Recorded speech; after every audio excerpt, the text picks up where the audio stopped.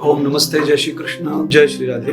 किशोरी सेवाधाम परिक्रमा मार्ग वृंदावन से आपको बहुत बहुत शुभकामनाएं। आपके अनेक जो है प्रश्न आते हैं, उनका समाधान करने का कार्य हम करते हैं और आपको साइंटिफिक तरीके से या भावना के तरीके से या लोक परंपरा के तरीके से या किसी टोटका टोने की किसी भी प्रकार का तरीका जो है उसको हम मिश्रण करके आपको बताते हैं, जिससे आपको कोई भी समाधान अच्छी तरह प्राप्त हो जाए। आज एक ऐसा प्रश्न आया है कि बहुत सारा कर्जा हो गया है, उसको कैसे चुकाया जाए, जो चुकता नहीं है, बड़ी परेशानी है। तो मैं आपको बताना चाहूंगा कि आप कर्जे से जूझ रहे हैं और आपने बहुत सारा संघर्ष किया है, आप अंदर से ईमानदार हैं और बड़े मेहनती परिश्रमी हैं, और फिर भी आप किसी का लिया हुआ कर्जा चुका नहीं पा रहे हैं। तो किसी भी चीज को थोड़ा सहारा चाहिए, क्योंकि धन जो होता है वो प्रारब्ध का फल है। भाग्य से धन मिलता है, मेहनत से धन मिलता नहीं किसी को, और मेहनत से जो धन मिलता है उससे हम जीवन पार्जन कर सकते हैं। हम उससे कोई ऋण नहीं चुका सकते हैं या किसी को हम ऐसे बहुत ऐशो आराम नहीं कर सकते हैं। प्रारब्ध में धन की प्रवृत्ति होती है। धन हमेशा भाग्य के द्वारा आता है। एक आदमी परिश्रम करता है, धनपति हो जाता है, दूसरा परिश्रम करता है, रोटी मुश्किल पड़ जाती है। तो यह परिश्रम धन के लिए जो है आवश्यक नहीं बताया है। धन प्रारब्ध है, हमें पुरुषार्थ करना है, ऐसा भी नहीं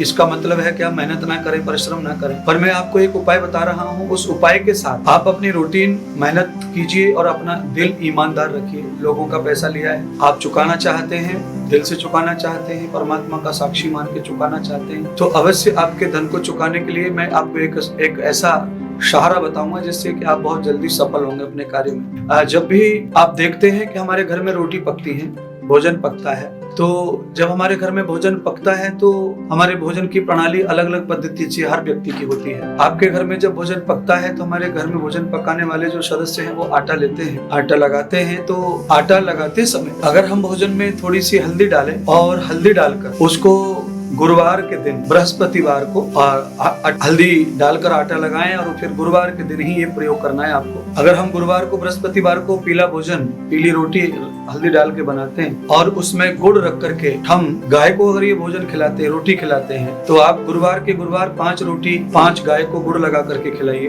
और हो सके तो आप गाय को ज्यादा रोटी भी खिला सकते हैं, पर एक अच्छी रोटी जिसका वजन कम से कम 200 ग्राम हो, ऐसी बड़ी रोटी बनाएं हल्दी डाल के, और गाय को बृहस्पतिवार के दिन गाय को खिलाएं। आप इस तरह नित्य नियम अगर करते हैं तो आपको महीने में 4 गुरुवार मिलते हैं। 3 महीने इस तरह करने से और आप अपने काम पे ध्यान दें और आप परिश्रम करें, तो आपका जो खोया हुआ जो भाग्य है, जो बहुत नीचे चला गया है कर्जे से, और आपके पापों ने आपको घेर रखा है जिससे आप सफल नहीं हो रहे, तो गौ माता का इस तरह का पीला भोजन करा के, पीली रोटी देकर गुड़ के साथ में, आप गौ माता का ये प्रताप आप प्राप्त कर सकते हैं और आपका खोया हुआ जो प्रारब्ध है, भाग्य है, आप उसे अच्छी तरह से जगा सकते हैं। अगर आप रोटी में ये चीज डालोगे तो आपका सारी दरिद्रता आपकी समाप्त हो जाएगी, सारा दुख आपका समाप्त हो जाएगा और बहुत जल्दी ही आप निजात पाएंगे, दुख से, क्लेश से मुक्ति पाएंगे और आप कर्जे से मुक्त हो जाएंगे।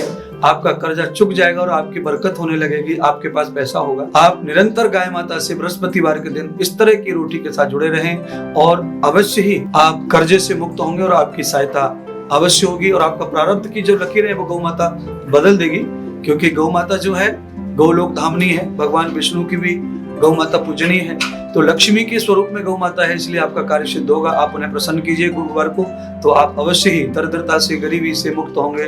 बहुत बहुत जय श्री कृष्ण, जय गौ माता।